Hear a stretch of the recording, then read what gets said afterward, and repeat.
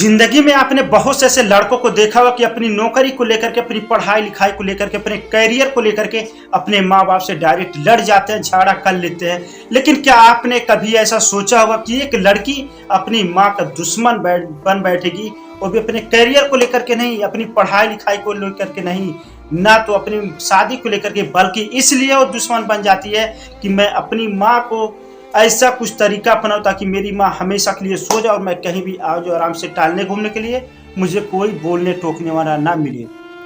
दोस्तों, ये जो दर्दनाक कहानी मैं आपको सुनाने जा रहा हूँ, जिसको सुन करके आप सभी लोग का रोंगटे खड़े हो जाएगी। एक जो कहानी आपका घटित होता है आपके उत्तर प्रदेश में लखनऊ की एक कहानी है। दरअसल होता क्या, एक 15 वर्ष की एक छात्रा होती है जो कॉलेज में पढ़ाई करती है। उसके घर पे उसकी माँ होती है, उसके पिता होते हैं। उसके जो पिता होते हैं गवर्नमेंटेड एम्प्लॉय होते हैं, नौकरी के सिलसिले में बाहर अक्सर आते जाते थे। हफ्ते में एक दिन वो घर पे आते थे और घर पर वो लड़की रहती थी और उसकी माँ रहती थी।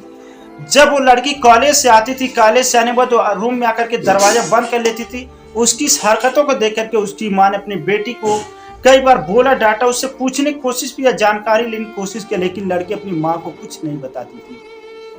और लड़की को अपनी माँ को इस बात को इतना बुरा लगने लगा, इतने नागवार लगने लगा कि अपनी माँ को जो है जान से मारने की प्लानिंग नहीं की, बल्कि उसके माइंड में एक ऐसा जो है घिनौना आइडिया है जिसको सुन करके आप सब दंग रह जाएंगे। दोस्तों, वो कुछ नहीं करती थी, बल्कि जब उसकी माँ शाम के टाइम खाना खाने जाती थी तो लड़की उस खाने में नींद की दवा मिला देती थी। खाना खाने के बाद उसकी माँ 15 घंटे तक गहरी नींद में सो जाती थी और जब सुबह उसकी नींद खुलती थी तो उसकी माँ के पूरे बॉडी में, पूरे बदन में दर्द होता था।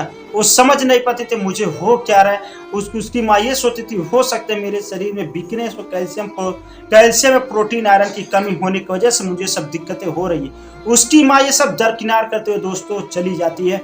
लेकिन ये लड़की अपनी माँ को सेहत को ख्याल न करते हुए सिर्फ अपने फायदे के लिए अपनी माँ को बलि का बकरा बनाती है और लगातार 3 महीने तक अपनी माँ को खाने में नींद की गोलियां मिला करके देती है।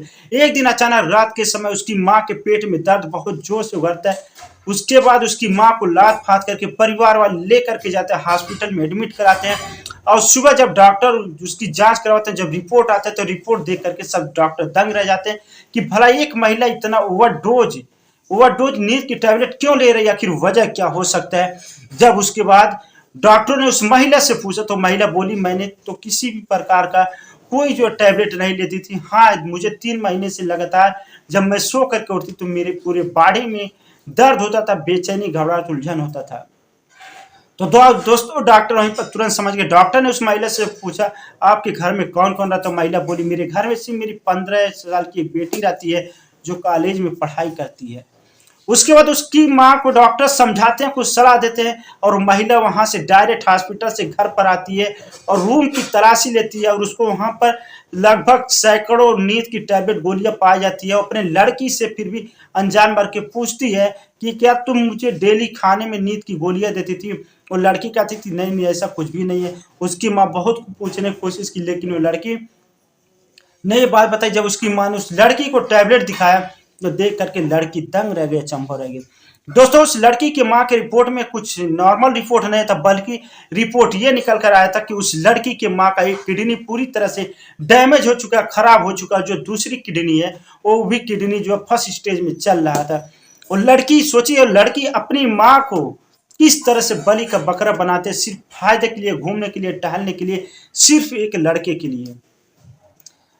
ये तो हमारा समाज किधर जा रही है, बहुत सोचने की, गौर करने की बात है। देखा जाए हमारे समाज में बहुत से ऐसे जो अच्छे अमीर घर के लोग हो या फिर गरीब घर के लोग हो, अपने बेटे को ये नहीं पूछते तुम कहाँ आ रहे हो, कहाँ जा रहे हो, एकदम खुली छूट दे दिया जाता है। जब कोई घटना घटित होती है, जब कोई क्राइम होता है, तब माँ बाप को एहसास होता है काश मैं अगर अपने बेटा को, अपने बेटी से मैं ये पूछा होता तुम कहाँ आ रहे हो, कहाँ जा रहे हो, शायद आज ये दिन देखने के लिए नहीं मिलता है। जितने भी लोग ये वीडियो देख रहे हैं, मैं सभी माँ बाप से कहना चाहता हूँ कि आप लोग अपने काम काज के अलावा अपने परिवार को भी केयर करें कि आपका परिवार गलत दिशा तो कहीं नहीं जा रहा है, कहीं वो गलत दिशा में जा करके आपके परिवार को तहस नहस न कर दे। दोस्तों, ये बहुत सोचने की बात है। अभी देखा जाए कुछ समय पहले ही एक लड़का होता है जो पबजी गेम खेलता है, वो रातों दिन पबजी गेम खेलता था, पढ़ाई लिखाई पर ध्यान नहीं देता था। उसकी माँ ने अपने बेटे को बोल दिया कि क्या तुम रातों दिन ही खेलते हो। लाजमी है कोई भी माँ बाप होगा अपने बेटे को डांटेगा, अपने औलाद को डांटेगा, बोलेगा, समझाएगा, लेकिन उस लड़के को अपनी माँ का बात इतना बुरा लगता है कि अपने माँ का जान का दुश्मन बैठ जाता है। और जो लड़का होता है उसके जो पिता होते हैं एक सरकारी आर्मी में नौकरी करते हैं, जिनका पोस्टिंग असम में होता है। घर पे उसकी माँ होती है, जब उसके पिता असम में चल जाते हैं नौकरी करने के लिए, तो घर पे एक सरकारी रिवॉल्वर होता है और रिवॉल्वर पाकर के लड़का अपनी माँ को गोली मार करके हत्या कर देता है, महज एक पबजी गेम खेलने के लिए। सोचिए दोस्तों, हमारे जो है हमारे समाज के नौजवान लड़के लड़कियां किस तरह से गलत दिशा में भटक रहे हैं और अपने परिवार की जान के दुश्मन बैठ जा रहे हैं। ये सब सोचने की बात है। ये गलती कहीं अगर कहीं ना कहीं औलाद का, तो ये कहीं ना कहीं गलती देखा है तो ना माँ बाप का, कि अपने बच्चों को केयर नहीं करते कि मेरा बच्चा कर क्या रहा है, क्या नहीं कर रहा है।